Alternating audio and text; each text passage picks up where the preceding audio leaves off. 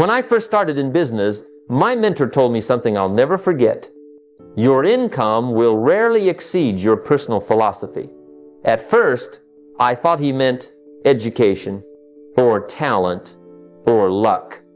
But no, he was pointing me towards something deeper. Philosophy. What you believe about life, about money, about work, about yourself, sets the boundaries for your results. If you think small, you act small. If you believe life is stingy, you will never see abundance. If you believe wealth belongs only to the lucky few, you'll never step into the habits that create wealth for yourself.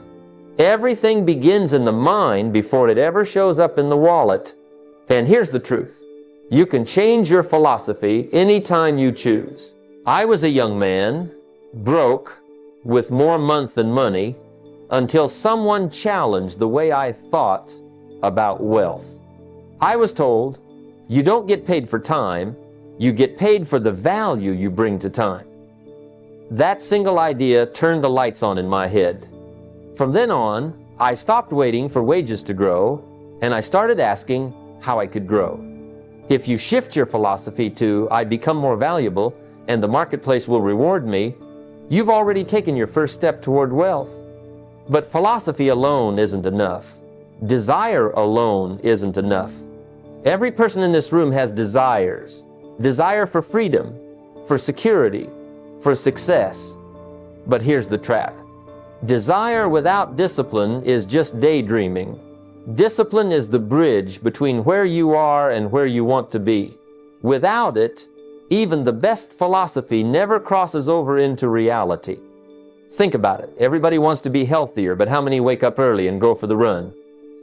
Everyone wants more money, but how many actually set aside a portion before spending the rest? Millionaires aren't lucky. They're simply more consistent with small, disciplined choices. Discipline is what makes philosophy practical.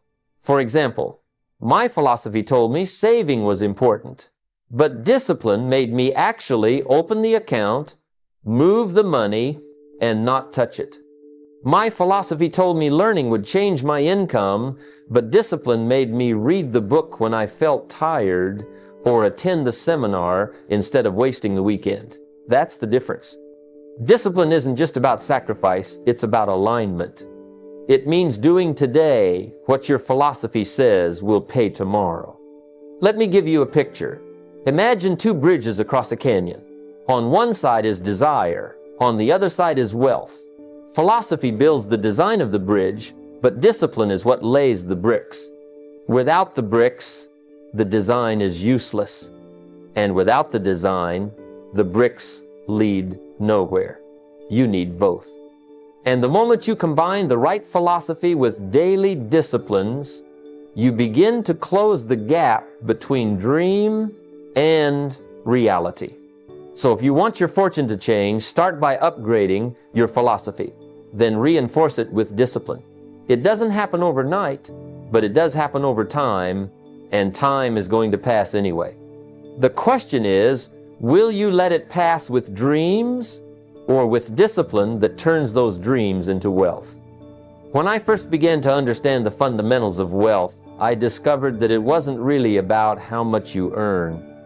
I met people making a modest income who became wealthy, and I met people making a fortune who ended up broke. So I had to ask, what's the difference? And I found the answer. It's the gap. The gap between what you earn and what you spend. That gap, large or small, is where wealth lives. If the gap is zero, your wealth is zero. If the gap is negative, you're heading for trouble.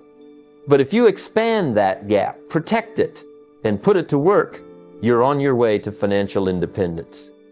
Think about it. Someone earning $3,000 a month but spending $3,100 isn't just broke. They're in debt.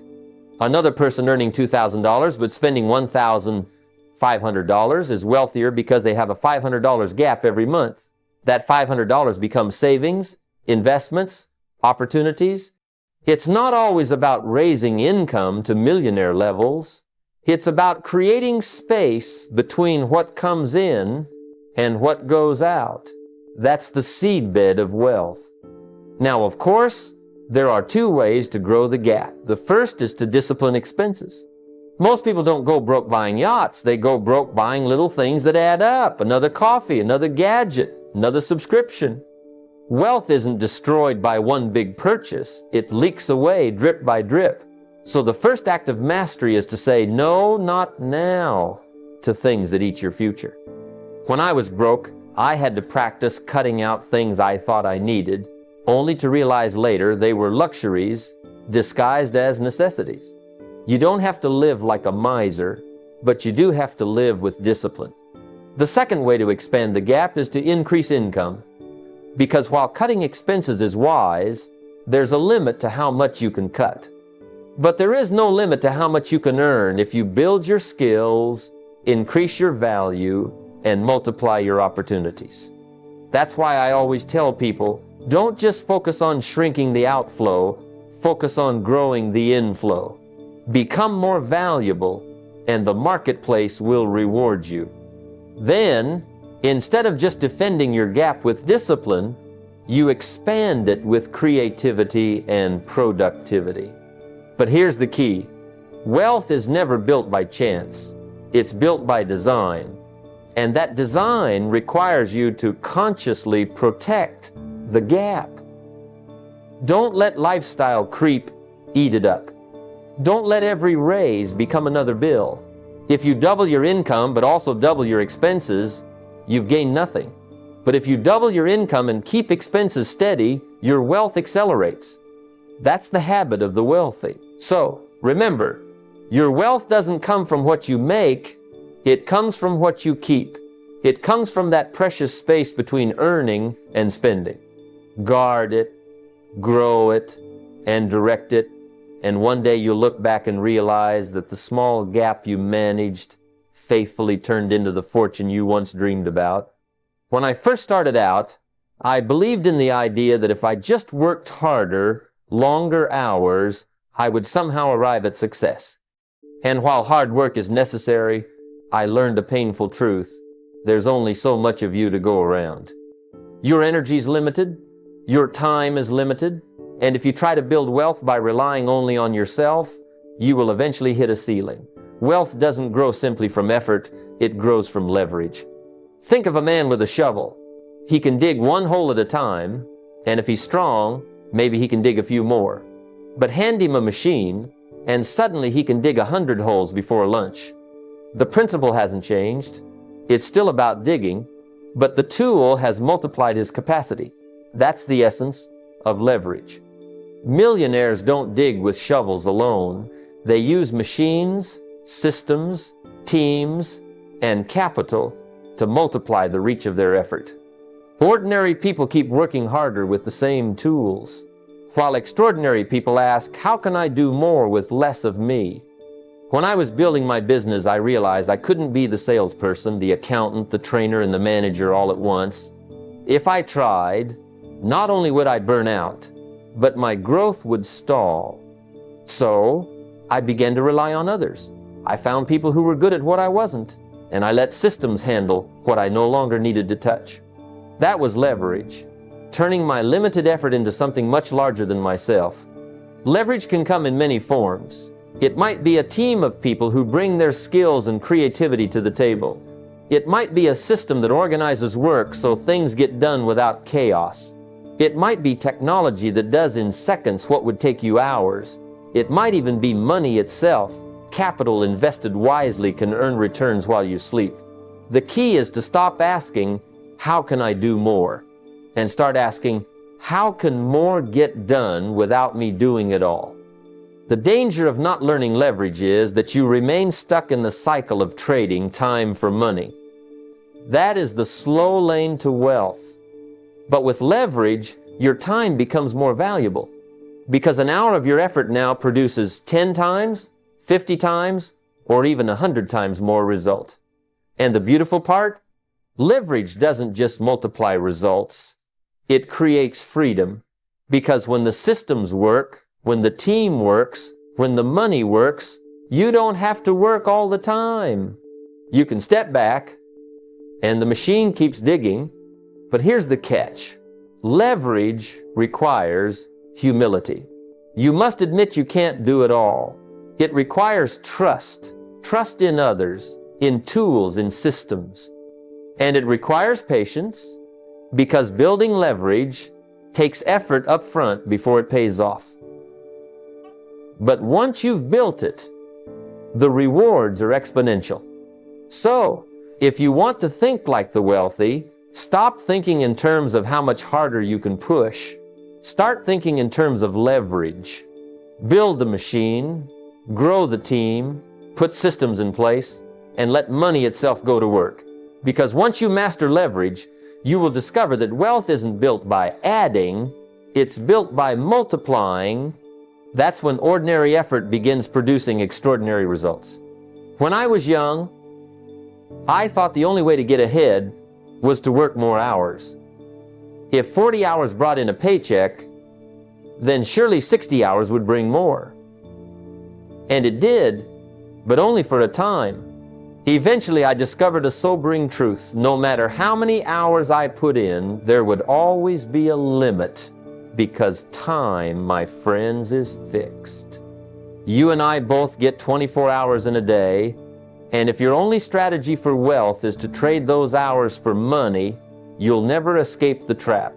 That's the ordinary way. But millionaires, they think differently. They ask, how can I buy back my time?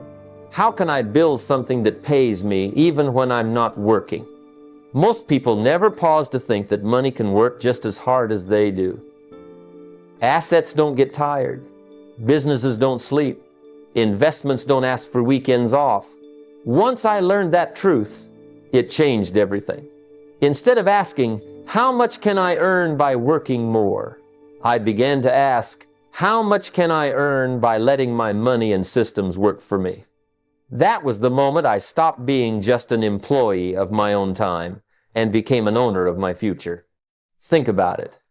A person who works 8 hours a day earns for those 8 hours. But if that same person sets aside a portion of that income, invests it wisely, and builds an asset, then suddenly the hours after work are also paying them. Dividends, rental income, royalties. These are streams that continue whether you're awake or asleep. That's the millionaire's secret. They don't sell all their time. They buy it back by building assets. I remember the first time I earned money while doing absolutely nothing. It wasn't much, just a small check from an investment. But I'll never forget the feeling. It was as if the world whispered, now you're getting it. Now you understand leverage in its purest form. That little return was a signal that I had finally broken free, even if just by a thread, from the trap of time for money. And from that point on, the goal became clear. Keep multiplying those streams until one day, money no longer depended on my presence.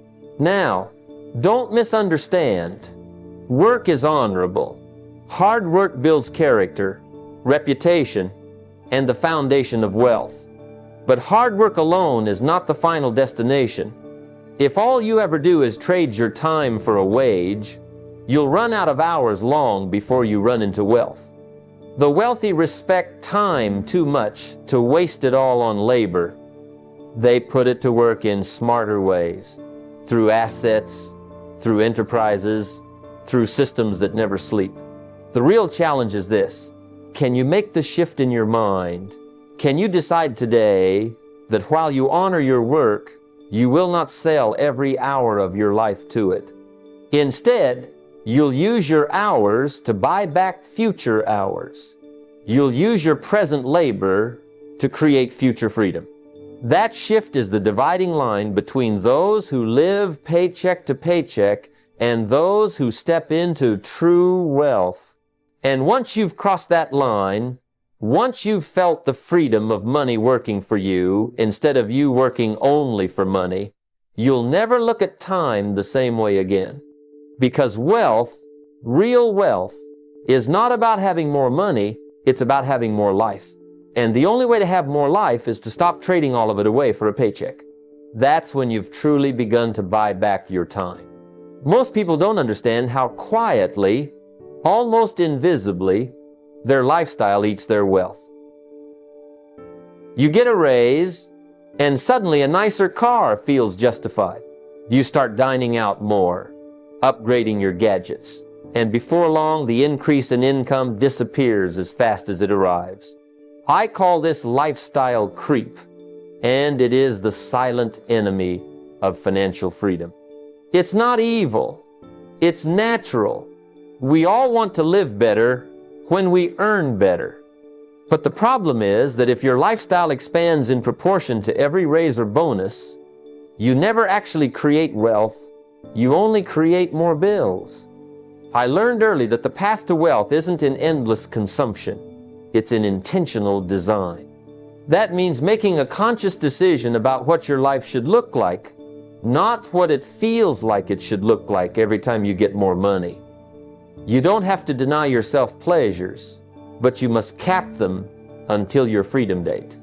Freedom date, that's when your assets, investments, and enterprises can cover your living expenses, and you no longer rely on trading hours for money. Until then, every extra dollar should have a purpose: to grow, to multiply, to compound. Think of it like planting a tree. You don't keep chopping at the seedling for firewood just because it looks small. You protect it, water it, and let it grow. The same principle applies to money. You don't spend every extra dollar you earn. You let it work for you quietly in the background while your life remains simple, intentional, and focused. I call it lifestyle design. You decide what your day looks like, how much comfort you need, and where your money flows. Everything else, the upgrades, the luxuries, wait until your foundation is strong. I remember when I started applying this principle, I could have bought a new car when I got my first significant commission, but I chose to keep my old car, direct the extra money into my investments, and live with intentional simplicity. It felt strange at first, even restrictive, but within a few years, the decision had multiplied my wealth many times over. I wasn't living a lesser life. I was living a life of freedom in progress. The satisfaction didn't come from the car I wanted. It came from the progress I was making toward independence. Lifestyle design requires discipline, foresight, and patience. It demands that you separate your present desires from your future needs. Each dollar you don't waste today is a worker for you tomorrow. Every simple choice now is a brick in the mansion of your freedom later. The lesson is clear. Wealth grows quietly behind the scenes when you stop expanding your expenses to match every increase in income. Focus on purpose, simplicity, and intentional living, and let your money do the heavy lifting in the background.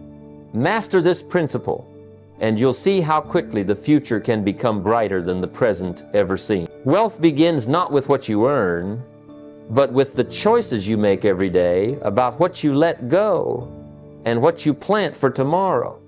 Compounding is not a theory. It is the eighth wonder of the world. I have seen it in action countless times, not through luck or sudden windfalls, but through the quiet, steady accumulation of small, consistent actions repeated over time. Money, like knowledge, grows when it is nurtured and allowed to accumulate. A single dollar invested today may not seem like much, but when left to grow with discipline and patience, it becomes something far greater than you could have imagined. I remember starting with what seemed like a trivial amount. It wasn't enough to buy luxuries, but I committed to investing a portion of every paycheck. At first, the growth was barely noticeable. A few dollars here, a few more there. It hardly seemed like progress. But the principle of compounding is simple. Each increment adds to the next. The interest earns interest. The gains multiply, and over years, the effect becomes exponential. It is not magic. It is mathematics applied consistently. The same principle applies beyond money. Skills, knowledge, relationships, and habits compound in exactly the same way. Reading 10 pages a day, practicing a skill for 30 minutes, or nurturing a single valuable relationship may seem insignificant moment to moment, but over months and years, these small investments in yourself compound, creating abilities, connections, and opportunities far beyond what a sudden, intense effort could achieve. This is why so many of the wealthy are lifelong learners. They understand that the true returns come from steady growth, not short-term brilliance. Many people make the mistake of expecting overnight results. They wait for a miracle or a single breakthrough, only to become frustrated and abandon their plans. Compounding teaches patience and discipline. It rewards those who act consistently, even when the results are invisible. The secret is to begin, no matter how small, and to repeat the action every day without fail. Time is the ally of the disciplined and the enemy of the impatient. In financial terms, this means allocating a fixed portion of income to investments, reinvesting gains, and resisting the temptation to withdraw for immediate gratification. In life terms, it means consistent personal development, disciplined effort, and steady progress towards your goals. Over decades, these compounding actions create extraordinary outcomes. The lesson is profound. Start today, no matter how small the steps, and commit to consistency. Let time and discipline multiply your efforts quietly behind the scenes. The seemingly insignificant actions you take now will become the foundation of wealth, freedom, and opportunity that far exceed what you can achieve through isolated bursts of energy or luck. Compounding rewards patience, action, and foresight. Embrace it, and it will reward you for a lifetime. An emergency fund is not just a safety net. It is the foundation of freedom. Life has a way of throwing unexpected storms, medical bills, car repairs, sudden unemployment, and if you are unprepared, even a small crisis can sink your financial ship. I learned this early in life when a sudden expense wiped out months of hard-earned savings because I had no buffer. The lesson was clear. Wealth isn't just about accumulation, it's about protection. A properly funded emergency account, enough to cover 3 to 6 months of living expenses, provides not only security but confidence. When you have a reserve, you make decisions from strength rather than fear. You can seize opportunities, invest, and take calculated risks because the downside is protected. This is the mark of disciplined wealth building. Anticipating setbacks before they arrive and preparing for them in advance. Debt is another double-edged sword. It can enslave you if used carelessly, but when used wisely, it becomes a tool for multiplying wealth. I have seen countless people trapped by bad debt, credit cards, consumer loans, obligations that offer no return but demand attention. This debt drains your resources, consumes your freedom, and forces you to trade time for money. On the other hand, good debt, borrowed wisely for assets that generate cash flow, can accelerate wealth creation. For instance, using leverage to acquire rental property, start a business, or invest in education can turn borrowed capital into future returns that far exceed the cost of the loan. The key is understanding the difference and exercising discipline. Never borrow to consume, always borrow to create or invest. I recall a young entrepreneur I mentored who was hesitant to take a small loan to expand his business. We calculated the potential return, the manageable risk, and the cash flow. By using that leverage wisely, he multiplied his income several times over within a few years. Conversely, I have watched those who borrowed for lifestyle upgrades struggle endlessly, paying interest for the privilege of temporary satisfaction. The principles are simple. Prepare for the unpredictable and respect the power of borrowed resources. An emergency fund gives you resilience. Wise debt gives you leverage. Combine both, and you create a solid platform from which disciplined, consistent action can grow your wealth without fear. The financially prepared navigate storms and seize opportunities, while those without preparation are forced to react and survive. Guard your capital, protect your freedom, and use every tool, time, money, and leverage with purpose. That is the foundation upon which lasting wealth is built. Earning a high income can create the illusion of wealth, but without assets, it is merely a paycheck-to-paycheck existence. I've seen many people with six-figure salaries who are, in reality, financially fragile. They drive expensive cars, live in costly homes, and travel, yet they have little or nothing to show in terms of net worth. Their money comes in and goes out, like water through a sieve. True wealth is measured not by how much you earn, but by how much you keep, grow, and allow to work for you. The fundamental shift is moving from thinking about income to thinking about assets. Wages, no matter how large, stop when you stop working. Assets, investments, businesses, rental properties, royalties, earn while you sleep. This is the difference between earning a living and creating a life of financial freedom. Early in my career, I focused solely on increasing my income. I worked longer hours, chasing raises and bonuses, believing more money would automatically translate into wealth. But I soon realized that without putting money into assets that could generate returns independently, all my effort went toward immediate consumption. The moment I began redirecting a portion of my income into investments, learning, and business ventures, my concept of wealth transformed. Practical steps are clear. First, track your net worth, not just your paycheck.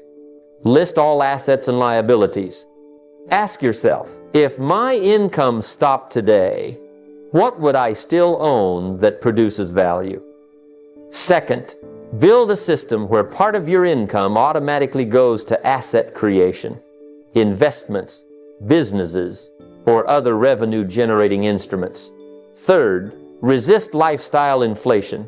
It's tempting to expand expenses as income grows, but real wealth grows when you save, invest, and reinvest consistently.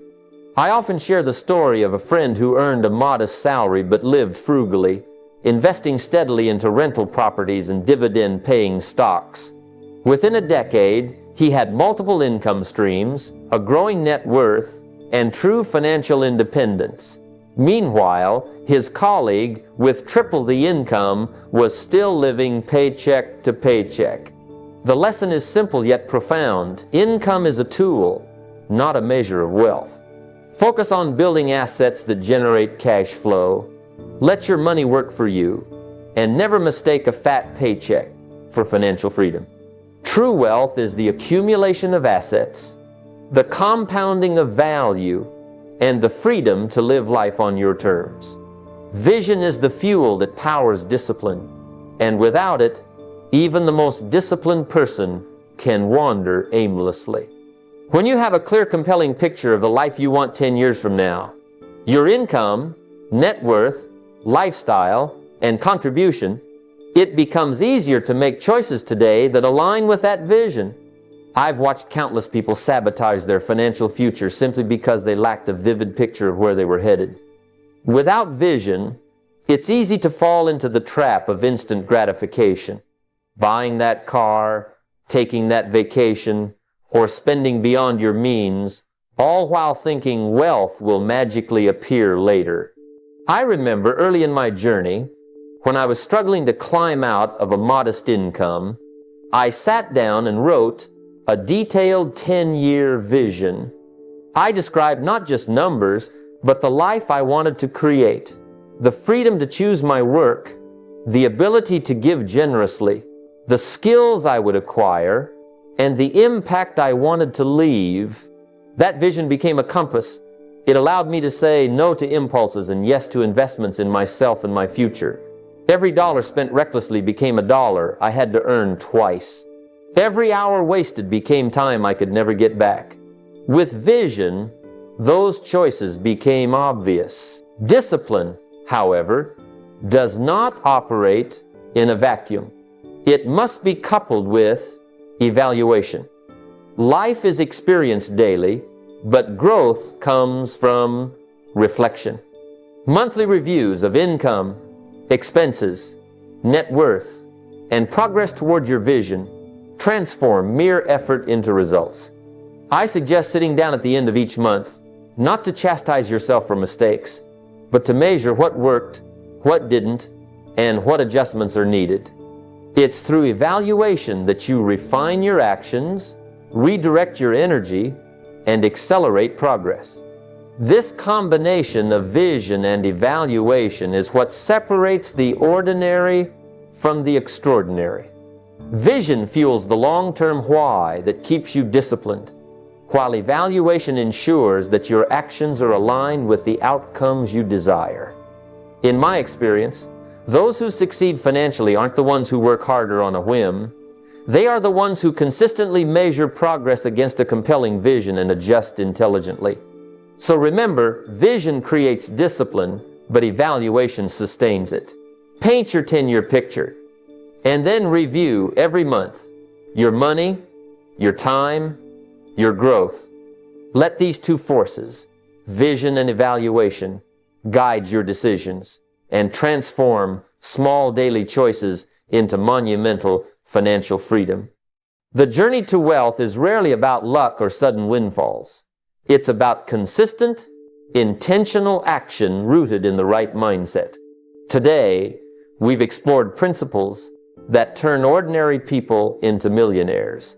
Thinking in terms of assets, mastering leverage, living below your means, speaking the language of money, and most importantly, aligning every choice with a compelling vision. Wealth is not just numbers in a bank account. It is freedom, it is contribution, it is the ability to design your life rather than be ruled by circumstance. The critical takeaway is this: small disciplines practiced consistently build monumental results. Saving a little more, investing a little earlier, learning a little daily, and reflecting on your progress will compound over time into extraordinary wealth. Your income alone does not make you rich. Your habits, your philosophy, your capacity to apply knowledge make the difference. True wealth grows when your actions, your decisions, and your mindset all pull in the same direction. But principles without action remain theory. You must act. Start today by measuring where you are, your income, your expenses, your net worth. Set aside time to learn, to invest, and to contribute. Automate your savings and investments so that they work while you sleep. Build your skills, develop leverage, and remember, the money you plant is seed. It must grow before it can be harvested. Track your progress, refine your strategies, and never stop evaluating. Each month, review your actions and realign them with your vision. The call to action is simple but profound. Don't wait for opportunity or for perfect conditions. Take responsibility for your financial life. Decide what wealth means to you. Define your 10-year picture, and then take one consistent, measurable action every day to move closer to that vision. Whether it's saving, learning, investing, or building assets, let each small effort accumulate into a lifetime of financial freedom. Remember, wealth is not an accident. It is a product of your philosophy, your discipline, and your actions. Commit today to think in terms of abundance, act with consistency, and build habits that will multiply your wealth for years to come. Start now, for the best time to plant your financial future is this very moment.